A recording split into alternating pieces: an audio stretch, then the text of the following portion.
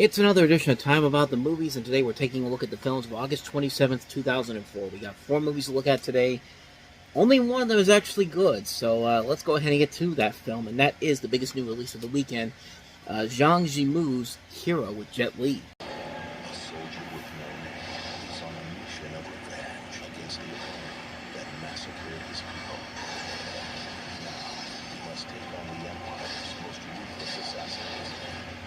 To reach the enemy, he has sworn to defeat. This August, an outlaw will become a legend. Jet Li, Hero, rated PG-13, theaters Friday, August 22nd. Only the second most popular Chinese wuxia film after Crouching Tiger, Hidden Dragon. This came out, it was actually made 2 years after that and released in China in 2002, but went to America about 2 years afterwards after Miramax grabbed the rights to it, and Quentin Tarantino eventually convinced the studio to open the film. And they should be happy that they did, because the film was a very big success. It was actually the first Chinese-language movie to top the American box office, and it stayed that way for 2 consecutive weeks. But then again, when you open on the weekend before Labor Day, not really much is going to compete with that. But in this film, you have the story here is that you have Jet Li in this movie as one man who single-handedly ensured the safety of the king by killing 3 of the most notorious assassins in the land of ancient China and the Qin Empire, who's out to conquer the 6 kingdoms. And essentially that makes the king the target for assassination. He's treated as a hero and is shown with an audience with this king, and it has some really good, gorgeous cinematography. This director would later go on to do House of Flying Daggers in the same year, and then they would do The Great Wall, which completely different styles of quality there, really. But here was a fantastic movie. So, like I said, the visuals are amazing to look at. The cinematography is top notch. When the action sequences take place, you feel the epicness and weight to the storyline. You have a great cast that includes Lee. You also have Zhang Ji from Memoirs of a Geisha, Donnie Yen, Tony Ling Chua from Shang-Chi, who you had seen Shang-Chi and Legend of the Ten Rings later. It's just a really good movie, man. A film that just really is massive to look at. It's a grand Chinese epic. I would say it's even more enjoyable than something like Crouching Tiger, Hidden Dragon. Now, Crouching Tiger, Hidden Dragon is a great movie and has a lot of great visual style to it. It revolutionized the way people look at Chinese movies in general. But this film, I think, really took that to the next level. And it's one that I don't think gets as much attention as something like Crouching Tiger does. It has shots that are so memorable. Like the shots with all the arrows and the guy's looking up in the air and he sees all the arrows up there. Just a lot of really good shots in this movie in general. It's a really good film. Really, there's not much more I can add to it, per se. It's a film that I think is really, really good. Can't recommend it enough. It's easily the best thing to come out this weekend. Because what comes up after that? How about a pointless sequel? How about Anacondas, The Hunt for the Blood Orchid?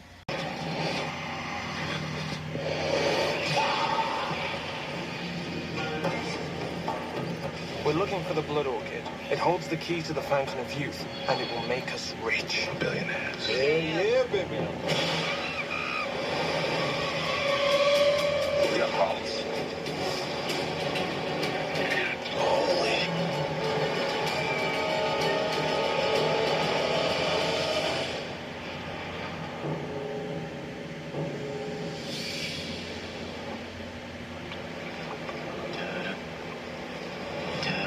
Stop it. Ben? Holy bloody hell. Anaconda. This expedition is over. I can't let you turn back now.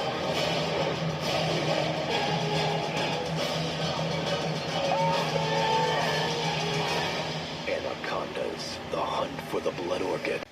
The sad part about it is that trailer there doesn't feature the end of the original longer trailer, which is, I think, one of the things that's most memorable about this particular movie. Anacondas, the hunt for the blood orchid. It's mating season. You tell me there's some snake orgy out in the jungle?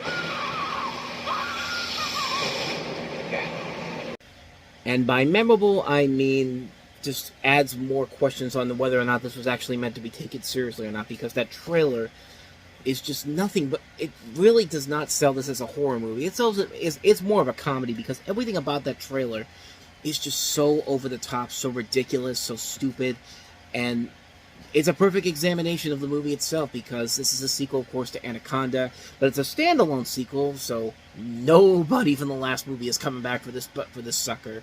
Yeah, Jennifer Lopez, Ice Cube, Owen Wilson, Jon Voight, they're all too good for this. Well, except for Jon Voight, which we'll get to a little bit later on in this episode, because he's in another terrible sequel by Sony Pictures this weekend.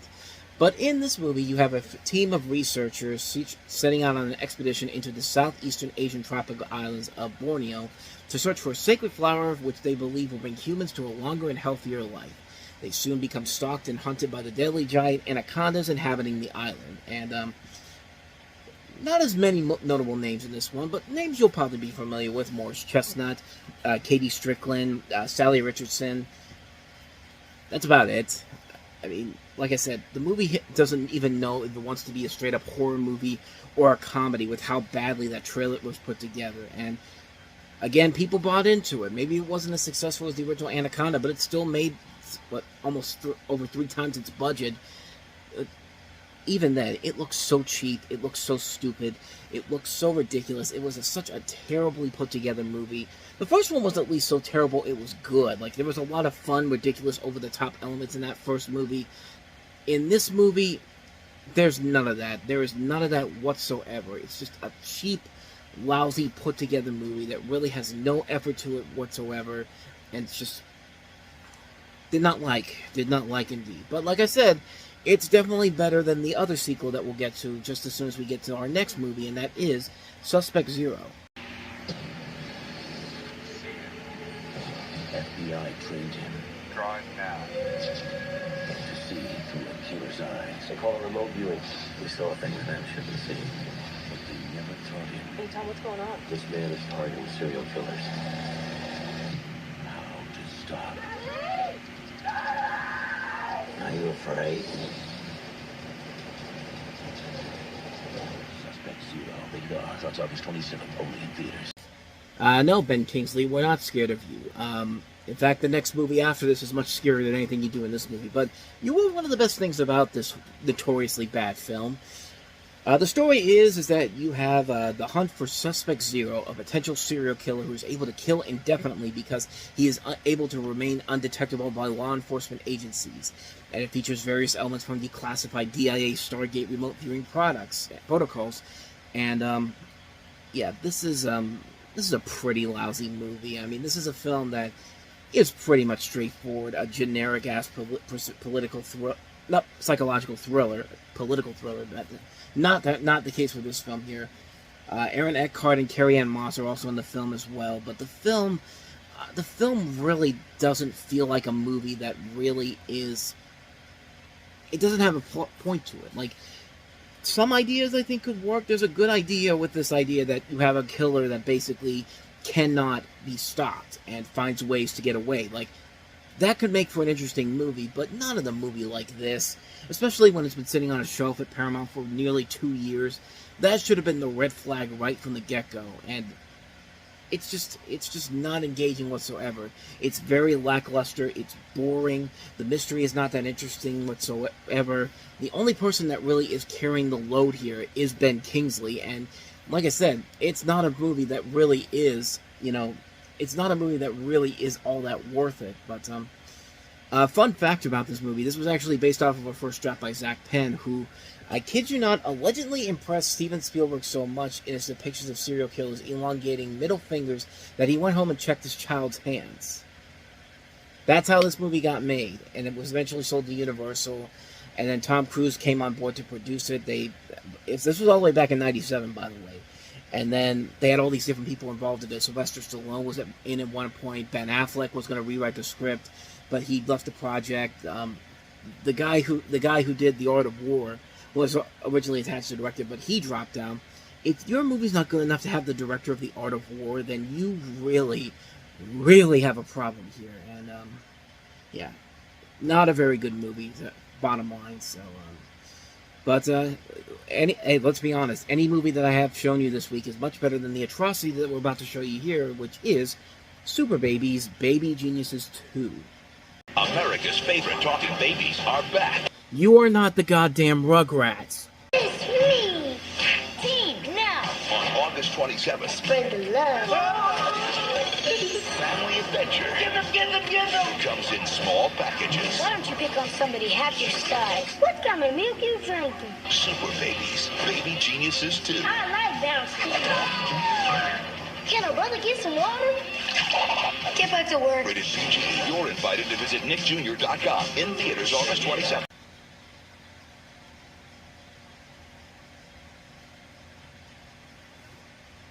This exists, people. Where do you even begin? Want to start with the lame jokes? Want to start with the bad CG? Want to start with the fact that this was directed by the guy that gave us two of the greatest comedies of the 1980s, Porky's and A Christmas Story. The fact that it's directed by I just said this, but that it stars Jon Voight in a movie where he's literally Hitler. They'll come out and say it, but he's literally a caricature of Adolf Hitler.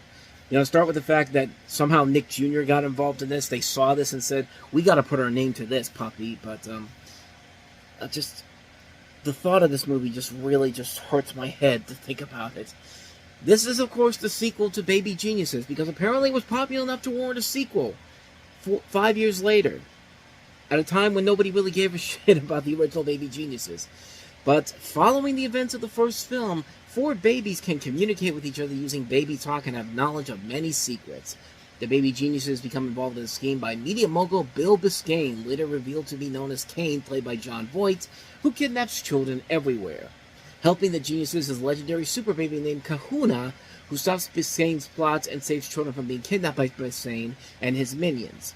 He joins up with several other babies in an attempt to stop Biscayne, who intends to use a state-of-the-art satellite system to control the world's population by brainwashing them and forcing people to not be active and watch TV for the rest of their lives. I couldn't even get through that. My brain is just like scrambling just by reading that synopsis. But it's okay though. I mean, who else is the biggest star in this movie besides Jon Voight? Scott Baio, Vanessa Angel, that dude from Dragon Ball Evolution. God, this is bad. This is really, really bad. I mean, this was when Bob Clark was like taking all that reputation he had in the 70s and 80s and just crashing it down. What's a better example? Imagine that this football right here is Bob Clark at the peak of his career and everything that he had done beforehand. This was him at this point later on in life. Is that enough for you? Is that enough for you guys? I honestly could have used this as an example, but this is much heavier and will make a lot more noise, and it's like 1:30 in the morning as I'm recording this, but you get the point. I don't even need to tell you anything more about this movie, except the fact that it's a terrible movie, it has poor CG effects, it has really bad comedy, it has people that should know much better than to star in a movie like this. It's a movie that nobody gave a crap about. It's been known as one of the worst movies of all time, panned by critics, panned by audiences. This thing didn't even make back its $20 million budget. This is what a $20 million budgeted movie looks like. And it couldn't even do that. It couldn't even make back half that money. It's a bad movie. It's a really bad movie. And yet, they still made 3 more of these for direct-to-video. You're not the land... Forget about being the Rugrats. You're not the Land Before Time. You're not Scooby-Doo. You're not Tom and Jerry. You're not this franchise that people love so much that that you have to keep making sequels. Nobody gave a crap about this after the first movie. This is... Do I have to say any more? Do I really need to say any more? Just... It's Superbabies, Baby Geniuses 2. What more did you expect from it? Well, that was certainly a fun way to end this episode of Time About the Movies. We got another week of lackluster movies coming up over next weekend because it is Labor Day weekend. We've got the Mel Gibson produced Paparazzi. We have yet another comedy that's trying to be the next trying to be the movie that Soul Plane couldn't be. The Cookout. I don't think it even wanted to, but we have The Cookout, which features Queen Latifah. We have Wicker Park with Josh Hartnett and Rose Byrne, and also Mira Nair's Vanity Fair with Reese Witherspoon. So. Certainly hope that some of these movies might be better than the ones we've had this week, except of course for Hero. But I'm not putting any money on that. We'll just have to wait to see what happens on tomorrow's show. But until then, thank you so much for watching and powering through with me. If you want to see more videos like this, go ahead and hit the playlist on the next page. Check out the previous episode. And also, don't forget to hit the like and subscribe button if you want to see more videos like this on this channel. So, with that said, I am off. I will see you guys next time. And until then, as always, take care. Thanks for watching.